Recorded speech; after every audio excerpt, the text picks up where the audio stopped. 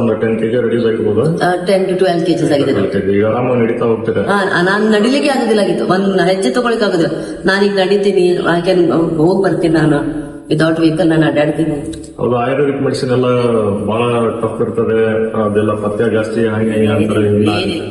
ನಿಮ್ ಹೆಲ್ತ್ ಗೆ ನೀವು ಇಂಪಾರ್ಟೆನ್ಸ್ ಕೊಟ್ರೆ, if you love your body ನೀವು you will do it. If you don't love your body ನೀವು ಏನು ಮಾಡ್ಲಿಕ್ಕೆ ಸಾಧ್ಯನೇ. ಬಟ್ ಈಗ ಡಯಟ್ ನಿಮ್ದು ಲೈಫ್ ಒಂದಿದೆನಾ? ಇಲ್ಲಲ್ಲ, ಚೇಂಜಸ್ ಮಾಡಿದೀನಿ.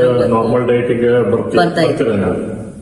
ಮತ್ತೆ ನಮ್ಗೆ ಹೆಲ್ತ್ ಕಾನ್ಶಿಯಸ್ ಇದ್ದಾಗ doctor, to gain something we have to sacrifice something. ನಾನು ಏನ್ ಹೇಳಿದ್ದೆಲ್ಲ ಕೇಳಿದಾರೆ ಇವರು.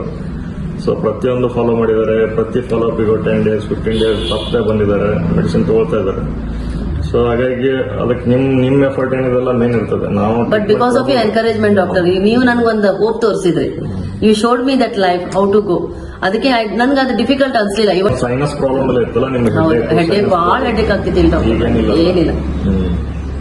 ನಾವು BP ಮೇಂಟೈನಿಂಗ್ ಅರೌಂಡ್ 140 90 80 ಮೇಂಟೈನ್ ಆಗ್ತಾ ಇದೆ without any medicines. Thyroid is also under control. Sugar ಒಂದ್ ಸ್ವಲ್ಪ ವೇರಿಯೇಷನ್ ಇದೆ, ಬಟ್ ಶಿ ಇಸ್ ಫೈನ್.